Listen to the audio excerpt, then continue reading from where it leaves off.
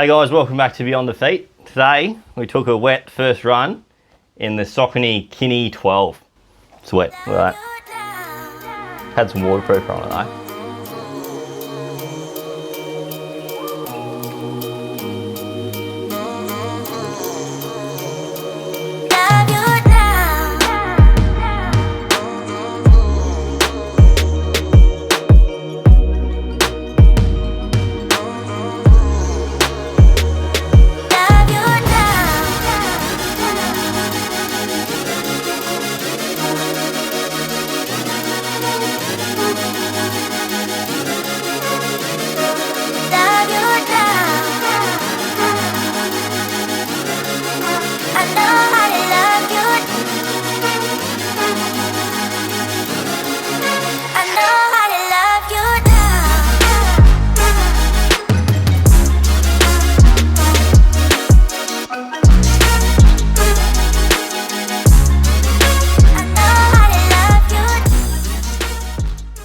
Old Kinvara. I've been running this shoe for about 4 years now. I think my favourite Kinvara was probably the 8. I think it's because you always compare all the other ones to the first ones you run in, and they just kind of live up on the pedestal. The Kinvara 11, this bad boy here, lovely shoe, ripper of a shoe, did quite a few Ks in that. And yeah, this is a Kinvara 12. So looking at the initial images of the Kinvara 12, I thought it had a lot more flex screws at the rear foot as well as the forefoot, but when it came out, pretty simplistic power run midsole. Yeah, the shoe looks quite aesthetically different compared to a lot of the Kinvaras in the past. Yeah, a bit of a different design overall, but it is still that nice true runner, 4mm drop. Can do a ton of workouts in this, even if you want one shoe that does a bit of everything. You want a speed workout shoe, even a shoe you want to take to the gym. Works brilliantly for that. Full ground contact outsole. Was running in a bit of the wet, so good advantage of not having a whole lot of carbon rubber or any kind of rubber in the outsole is that the EVA, the power run, is quite sticky in the wet. So this is my go-to shoe running in a bit of a wetter condition, very sticky. But as far as the Kinvara feels, ripper of a shoe, very lightweight. I think this is like the low 200 grams, might be a 208 gram. There's only a single layered upper on this version.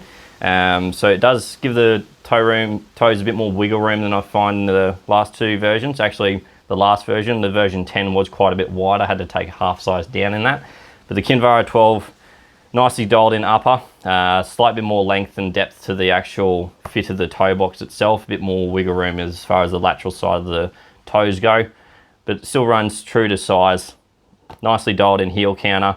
They do have a lot of excess lacing, which I'll get into a bit later.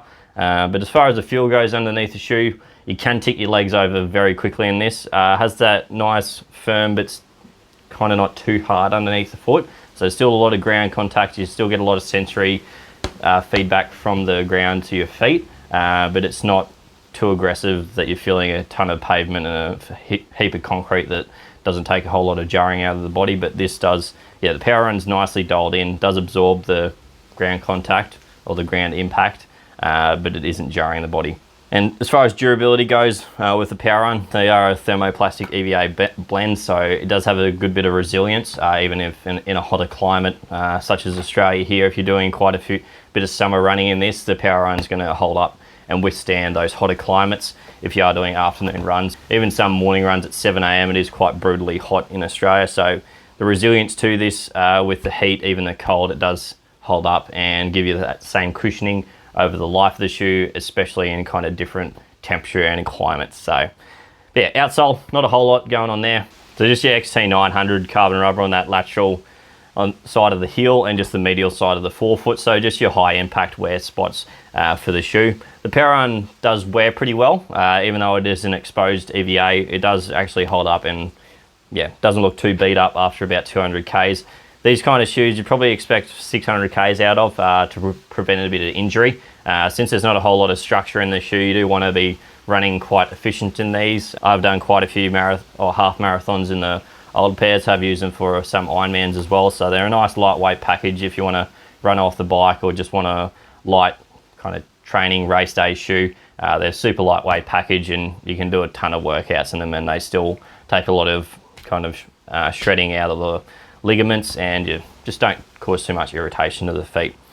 Still running with the gusseted tongue, so it's not going to slip down to that lateral side as some of the other ones have. But yeah, nicely dialed in over the midfoot section. Plenty of 3D overlays, bringing the back part of the shoe around your foot once you tighten up this midfoot. Have still accommodated the lock lacing in this, only because without the lock lace, there's like an excess of 30 centimeters it feels like on the end of the lace that you're just trying to kind of tighten up. Whereas compared to the old Kinvara, you had like a bugger all lace in you, so it's basically going from one extreme to the other. They just couldn't really find a happy medium. Same size in both these, but they're just, yeah, compared to the kind of excess lace, there's like another good old 10 centimeters on the Kinvara 11 that you just, I mean the Kinvara 12 that you just don't need. Comparing both these shoes, I've taken the same size in both these. The 12 does fit a bit more pleasurable just around the kind of toes. Feels like it's kept a slightly straighter big toe and just not as aggressive on the lateral side of the little toe. So slightly bit more depth to it as well as being a slight bit more wiggle room. Not as much as the version 10 though, so I wouldn't consider taking a different size in the that you did in the version 11. It just does feel a bit more accommodating. You don't kind of feel like your toes are too cramped up, but it still does have a nice lockdown over the toes without being too intrusive. Very breathable. Yeah, like I think there's only a single layered mesh on the toes, so if you're in a hotter climate, breathes very nicely, but still locking down all right. Midsole makeup is quite different. Kinvaras don't usually tend to keep with the same midsole outsole package for 2 seasons in a row. They usually do switch up the upper and the midsole and outsole for quite a few iterations. They don't usually kind of stick with one. So yeah, very different midsole compound or midsole mold. Still using the same compound of EVA, so similar kind of feel underneath the foot. I'd say you just got a bit more flexibility in the version 12 compared to that you did have in the version 11. Just a bit more broader on that midfoot section, so with having a broader midfoot does give you a slight bit more stability, even though it is still a neutral shoe. But yeah, version 11 was a brilliant shoe. I find you're just a bit more flexible and it's just a bit more nimble in the version 12. Nice lightweight package in both of them. I did use an inner sole in the version 11. I've taken out the inner sole and just used what comes with it, so still works nicely. Not intrusive on the arch at all. Hugs the foot nicely. Yeah, it's a good lightweight package as the Kinvara should be. Just the aesthetic difference is a bit different. I do absolutely love the future black that the women's have going on. If Saucony wanted to send me a size 13 women's in that, I'd absolutely wear the crap out of it. But we've got this nice cobalt citrus in the men's, and it looks nice and goes fast. So yeah, not too much to comment on the Kinvara 12. Good shoe. Yeah, they've kind of got a Carbon X2, or not sure who took out of whose book, but similar heel to the Carbon X2 with that splayed or kind of parted guidance line on the lateral side. But yeah, it looks good. Not sure if it does anything. Bit of a pull tag that does bugger all. You're good luck finding that, let alone using it. And yeah, I think they should have just kept it clean and just kept that Kinvara 12 on the outside. But yeah, heel lockdown's nice. Don't think you really need to accommodate the lock lace system in this if you have done so in the past in the Kinvara series. It does lock down over the heel very nicely, but I think I just use it just to get rid of that excess lace. I'll probably end up swapping it out for a bit of a shorter lace, but yeah, that's kind of the only downfall of the Kinvara 12 is just the laces are too long.